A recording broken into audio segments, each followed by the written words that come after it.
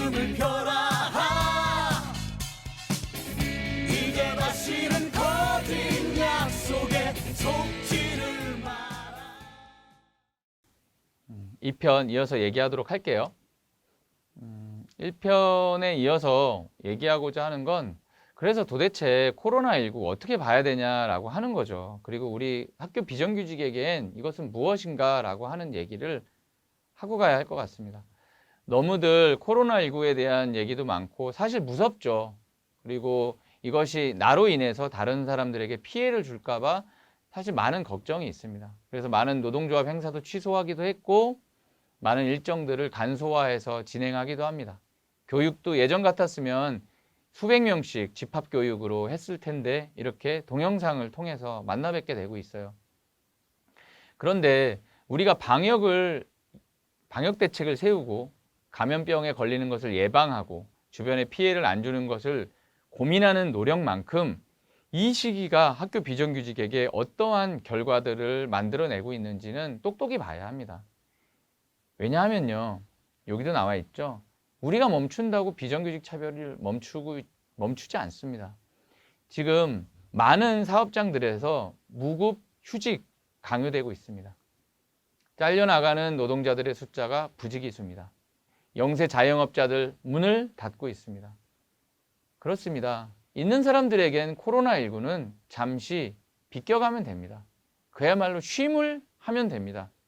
하지만 노동자들에게, 영세 자영업자들에게 코로나19는 곧 생계의 단절입니다. 생계의 단절은 가정의 파괴로까지도 갈 수가 있습니다. 그런 상황임을 우리가 인지하지 않고 이 코로나19를 대응하면 안 됩니다. 말씀드린 것처럼 우리가 멈춘다고 비정규직 차별을 멈추지 않습니다. 그리고 위기는 공평하지 않습니다. 위기 상황의 진짜 위기는 사회적 약자들에게 오죠. 그래서 지금 우리에게 필요한 건 투쟁할 것이냐, 투항할 것이냐죠. 물론 투쟁의 방식은 예전과 똑같을 수는 없다고 봐요.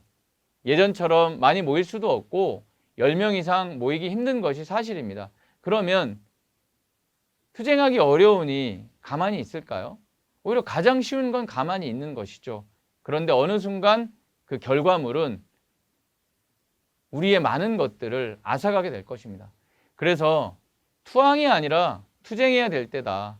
코로나19 감염증은 오히려 약자들에게 왜 투쟁해야 되는지를 분명히 밝혀준 사건이라고 생각이 듭니다. 지난 상반기 우리 어떻게 했죠? 지킬 것은 지키되 할 것은 한다.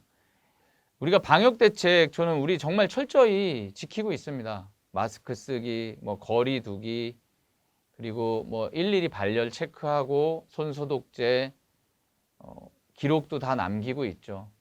여느 집회에 얼마 전에 있었던 집회처럼 그렇게 막 하지 않았습니다. 그렇지만 그렇다고 가만히 있지도 않았습니다. 부당함에 맞서 싸웠죠. 이 사진들 기억나시나요? 현재 하고 있는 산업안전보건위원회 8대 요구안 관련 사진이고요. 하나는 지금 2020년 임금교섭 제대로 진행하지 않고 있는 것에 대해서 항의하는 피켓 시위입니다. 그 아래 무엇입니까? 상반기에 무급 휴업을 강요받았을 때 우리는 알겠습니다 하지 않았죠. 출근 투쟁으로 대응했습니다. 그래서 결국엔 그러한 잘못된 것을 바꿔내고 우리의 생계를 지킬 수 있었습니다. 그런 내용이죠. 무급 휴업 강요엔 출근 투쟁으로, 방역 대책 없는 독박 돌봄에는 기자회견과 항의 방문으로, 학교 비정규직 재택근무 제외엔 정규직과 동일 적용을 요구하는 투쟁으로 단 한시도 우리는 상반기에 가만히 있지 않았습니다. 물론 많이 모이는 예전과 같은 조합원들이 많이 모이는 대중투쟁을 하지 못했어요. 그건 우리도 지켜야 할 것이기 때문이죠. 막무가내로 할 수는 없으니까요. 다만 우리는 한시도 가만히 있지 않았습니다. 그리고 하반기에도 가만히 있으면 안 됩니다. 가만히 있었으면 아무것도 해결 못하고 비정규직 차별 앞에 고개 숙이고 있었을 것이 바로 현실입니다. 그리고 또 하나는 지난 10년의 투쟁을 잊지 말았으면 좋겠습니다. 이 사진들 뭐죠? 바로 작년 투쟁 사진입니다. 되게 옛날 얘기인 것 같지만 3일간의 총파업 투쟁, 많은 지지 있었습니다. 불편하지만 괜찮아 우리 학생들의 지지, 그리고 어떤 교사분들이 왜 이들이 그 노동자들이 투쟁하는지 파업하는지 관심을 기울이자 했습니다. 그 현실이 달라졌습니까? 달라지지 않았죠. 환경이 좀 바뀌었습니다.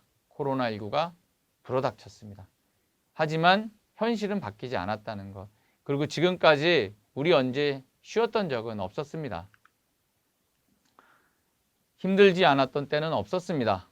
비정규직이니까요. 작년에 삭발투쟁 사진이죠.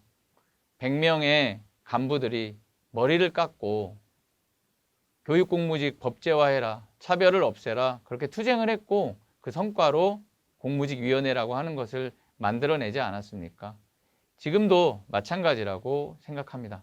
지난 10년간 환경은 어려워도 우리의 투쟁은 멈출 수가 없습니다. 비정규직이 투쟁을 멈추는 순간 그 자리에서 쉼이 아니라 후퇴이고 우리의 권리를 빼앗기는 것이 됩니다. 그럼 하반기 어떻게 이제 투쟁할 거냐, 이제 실천적인 얘기가 남았는데요. 그 이야기는 마지막 3편에서 다시 하도록 하겠습니다. 잠시 후에 뵙겠습니다.